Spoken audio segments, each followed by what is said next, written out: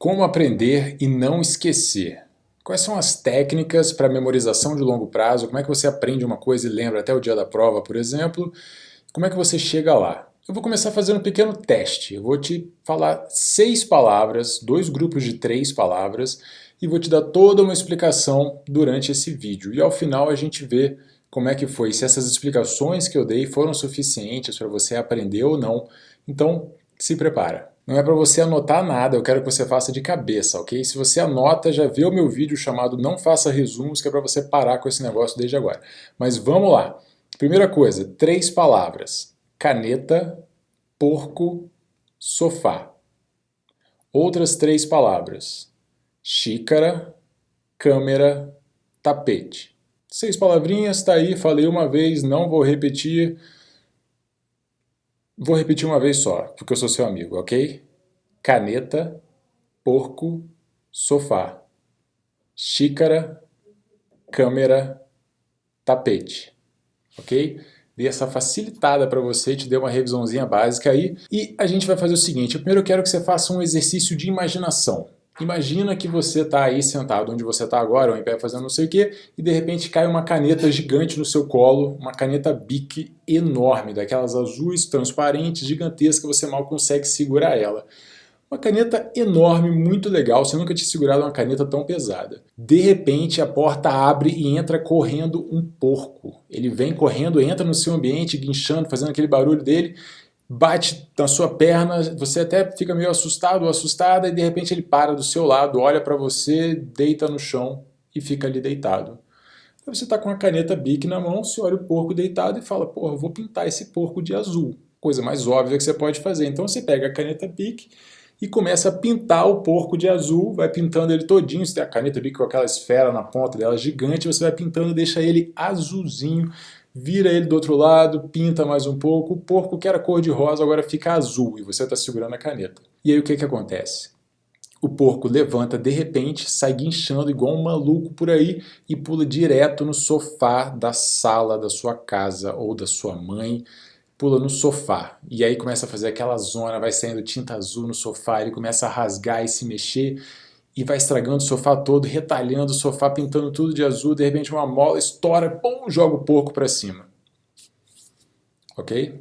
Fim da história. Bom, memorização de longo prazo. Como é que isso funciona? O que tem a ver com essa história que eu te contei aqui agora? Primeira coisa que você tem que entender é a memorização ela funciona mais fortemente baseada em associação e emoção. São duas coisas que levam a uma memorização de longo prazo, a uma memorização mais forte. Emoção é exatamente o que parece, é você ter algum envolvimento emocional com aquela história. Com certeza, aqueles momentos da sua vida mais marcantes emocionalmente, seja de uma grande alegria, seja de medo, seja de um susto muito grande ou de uma sensação de tristeza, de pesar muito grande, ficam marcados na sua memória muito mais do que aquele almoço que você teve sozinho ali, distraído, pensando em outra coisa, num dia normal. A emoção ajuda a marcar. Além da emoção, a gente tem a associação. É quando você pega uma informação antiga e tenta juntar ela com a nova que você acabou de ter contato para ver se faz sentido, se bate ou não. Essa associação pode ser dada das mais diversas formas. Pode ser uma continuação. Você tinha uma informação antiga, você aprendeu uma informação nova e essa nova vem depois da antiga. Então a coisa faz sentido, está dando uma continuidade àquilo ali. Isso é muito importante, é assim que você evolui, por exemplo, em exatas. Você vai aprendendo algumas coisas mais básicas e você aprende a construir um exercício um pouco mais aprofundado, um pouco mais complicado. A associação também pode ser uma informação paralela. Você já tem uma noção de uma coisa e você aprende uma outra e fala, isso aqui é um pouquinho diferente, mas é basicamente a mesma coisa daquele outro caso lá. Ela anda paralelamente, ou então ela é completamente contraditória. Você tem uma informação nova que contradiz uma outra antiga de uma forma ali diferente e você fala, isso aqui naquele outro assunto é completamente diferente. Ao associar, ao comparar, você está memorizando, você está facilitando a memorização de longo prazo. Se você estuda para concurso, por exemplo, você tem a Constituição Federal. E se você faz um concurso estadual ou municipal, você tem, por exemplo, a Constituição Estadual. E, fatalmente, você vai estudar a Constituição Estadual fazendo comparações com a Federal. Você vai falar, não, isso aqui é igual na Federal, isso aqui também é igual na Federal. Opa, isso aqui é completamente contrário. É uma coisa assim na estadual, na federal é completamente diferente. Ao fazer essas associações, essas comparações, você está trabalhando com uma memorização de longo prazo. Claro, como é muita informação, você vai ter que organizar isso de alguma forma. E aí, por trás da associação, tem uma coisa que é fundamental, que é o esforço. É você se esforçar para fazer a associação, é você forçar uma comparação. É um esforço mental, tá? Você não precisa sair correndo para fazer uma comparação. Mas você tem que tentar buscar uma informação daqui com a outra de lá, ver se elas batem, se faz sentido ou não, se é igual, se é paralelo, se é contraditório. Esse esforço para associar já facilita a memorização. Se você tentar criar uma associação e não conseguir, mesmo assim você vai memorizar aquilo ali melhor, porque você tentou, você pensou várias vezes, você analisou diferentes vertentes, diferentes características, e isso facilita a memorização de longo prazo. Eu, por exemplo, quando eu preciso decorar um número pequeno, eu faço uma associação visual completa, eu inventei, nunca vi isso em lugar nenhum, para mim facilita bastante. Por exemplo, se você tem que decorar um número 328, eu visualizo a disposição desses números num gráfico. Então o 3 está aqui, o 2 está um pouquinho abaixo, o 8 está muito acima. Isso aqui faz um check e pronto. Não faz o menor sentido, poderia ser 327, não 328, poderia ser 318. Sempre eles dariam um check, isso é completamente impreciso, mas para mim, só de pensar na disposição espacial dos três números facilita a memorização, eu consigo me lembrar desse número, 328, por exemplo, fica muito mais fácil de memorizar. É como se eu desse um mapeamento para a informação e simplesmente dando esse mapeamento eu já consigo memorizar aquilo mais fácil.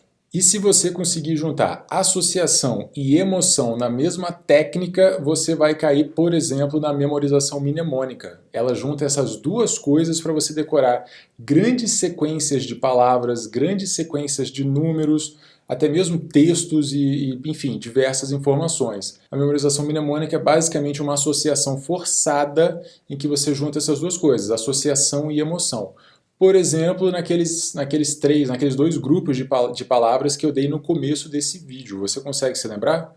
O primeiro grupo, quais eram as três palavras? E o segundo grupo, quais eram as três palavras?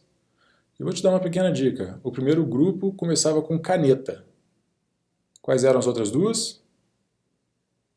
Ok. E o segundo grupo? O segundo grupo começava com xícara. Quais eram as outras duas?